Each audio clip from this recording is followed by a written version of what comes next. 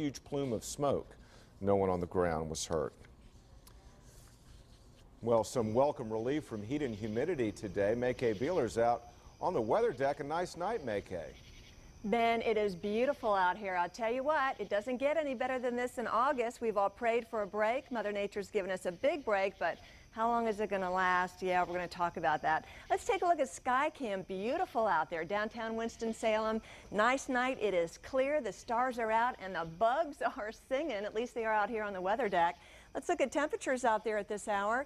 Really a quite mild night to talk about. 72 in Winston-Salem, 70 in Burlington, 63 in Jefferson, and 66 in Boone. Now the big story today, the star of the weather scene, the dew points. The numbers have been lower, so it wasn't as humid as it's been recently, not as muggy, not as steamy. I'll tell you what, that's why it was a more comfortable day. All right, as far as temperatures were concerned today, you know, it wasn't all that hot. 81 was our high. No rain at the airport. Let me say it again. No rain at the airport. Thank you, because we've got about 9 inches for the month, over 19 inches for the year. Absolutely ridiculous. The days are getting shorter as fall is approaching. Now, normally for this time of year, we should be at 85. No records set or broken for today.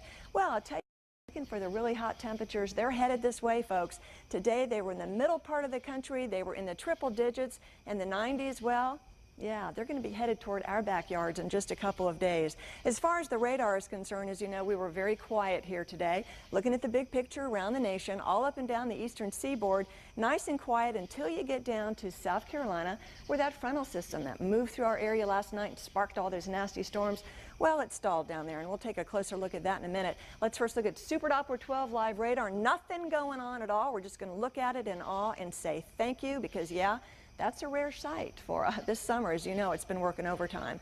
All right, now let's take a look at the regional radar, and you can see this is where that frontal boundary stalled out down here in the frontal boundary graveyard, and that sparked some storms today, but otherwise nice and quiet. So speaking of quiet, let's take a look at your forecast for tonight in the mountains. Beautiful.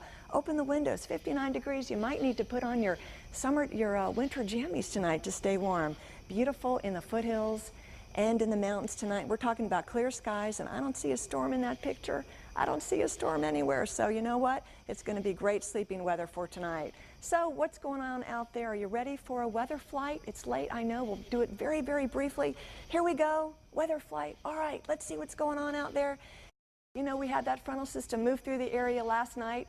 It has stalled to the south of us, so cooler, drier air, that's the key. Less humid, drier air is in place. High pressure is built in, so we've had a northeasterly flow today. Well, guess what?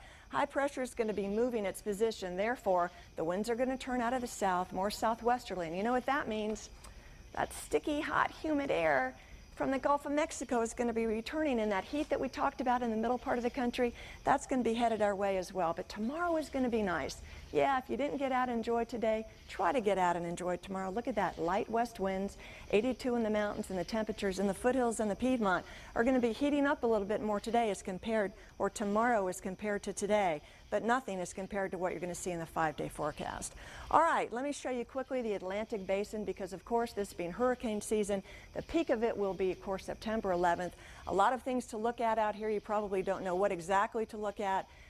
Nothing of incredible interest right now, so we'll just leave it at that. We do have a new hurricane in the Pacific. It's the first hurricane of the season in the eastern Pacific. You may not care about that, but some folks do, and that's it right down there, and it's a Category 2 hurricane moving 105 miles an hour. Actually, its winds are 105 miles an hour. It may be impacting the southwestern United States. All right, enough of that. You want to hear your 5-day forecast. You're ready to go to bed. You want to know what? Here we go, folks. Now, as I mentioned, we're going to be heating up toward the middle of the week. Look at those 90s. The less humid conditions, well, that's going to be over probably within the next 24 hours. The humidity is coming back, the heat is on, and the chance for those storms come back later in the week. Wish I had better news, but I hope you enjoyed today. We'll enjoy tomorrow. And there you go, Ben. That's your weather story for tonight. And hey, it's supposed to be a great night for stargazing. I understand the planet Mars is closer to Earth than it's been in 1,000 years, something like that. Absolutely. I'll be looking for it as well. Okay, thank you, May-Kay. Now, Tolly Carr's got a preview of sports. Tolly? Well, you know the impact that Mars will have on sports when it gets close? None at all. But I'll tell you what is happening in sports. They used to boo the Intimidator. They still kind of boo Jeff Gordon, but now it's save your breath for Busch, the latest guy to draw the ire of NASCAR fans. And the Braves out west trying to wrap up business with Colorado. Are you sure?